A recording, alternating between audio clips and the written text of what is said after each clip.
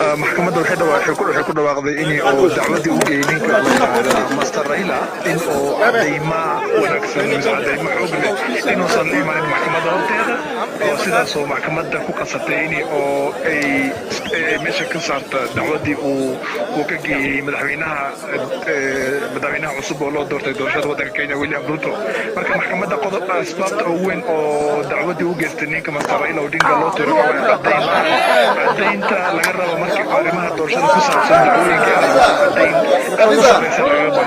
marka maxkamadda kuma aysan qancin cadeymaha uu maxkamadda la yimaaday ku dhawaaqista go'aankan marka maxkamaddu maxay u cuskatay 9 arrimood bay maxkamadda sare ee bayaamisay oo ay fiirinayso wax ka mid ah kala jabkii soo baxay oo guddiga madaxbannaanida doorashada waddanka Kenya arrinta kale oo ay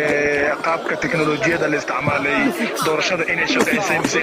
inay shaqeyn weysay waxay kaloo la fiirinaa in oo xuquuqda dadka waddankan inay u suurtagashay inuu nin walba ka qayb qaato doorashada waxay kaloo eegtay in oo arrimo xasaasi ah oo ku saabsan rag oo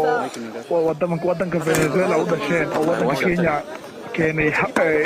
casriga teknolojiyada ku caawinaya guddiga madaxbannaanida ee doorashada in oo faragelin ay ku sameeyeen doorashadeennii habka u dhacday marka arrimaha guud waxay ahayn 9 arrimood toddobada garsoorba 4 ka badan baa isku raacday in toddobada shay oo toddobada arrimoodba in san la cadeynin guddiga doorashada IEBC waxaa mathalay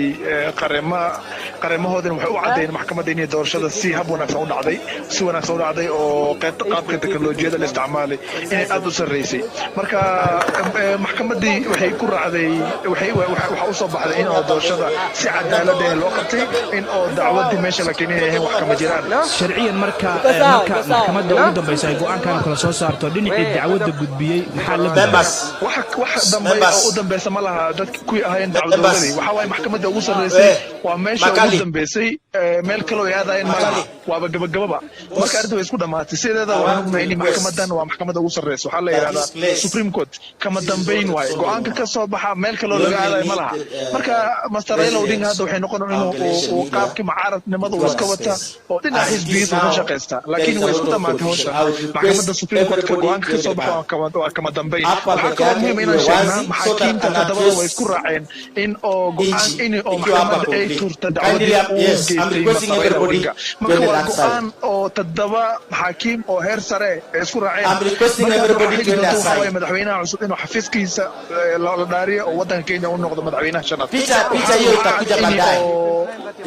Supreme Court maxkamad kale ay ka dambeeyeen marka wax muhiim ah dadku u sheegna maxkamadda waa tii ugu dambeysay hawshan way isku dhamaatay dhinacii dacwada ku sharcigu marka muxuu ka leeyahay dhaarinta madaxweynaha hadda la doortay William Ruto goormay dhacaysaa waqti intee la ayaa hadda wixii ka dambeeya ay qaadan kartaa maalinta talaadada 4 saacadood subaxnimo iyo 8 saacadood duhurnimo inta u dhaxayso ayaa garsoorka guud oo Chief Justice loo yaqaan ayaa dhaarin doonta madaxweynaha cusub William Ruto marka waxaa la rabaa in la dhaariyo taariikh 13 oo maalin talaada ah oo dadka Kenya oo dhan daawan doonaan marka waxay dhici doontaa dhaaritaankiisa 4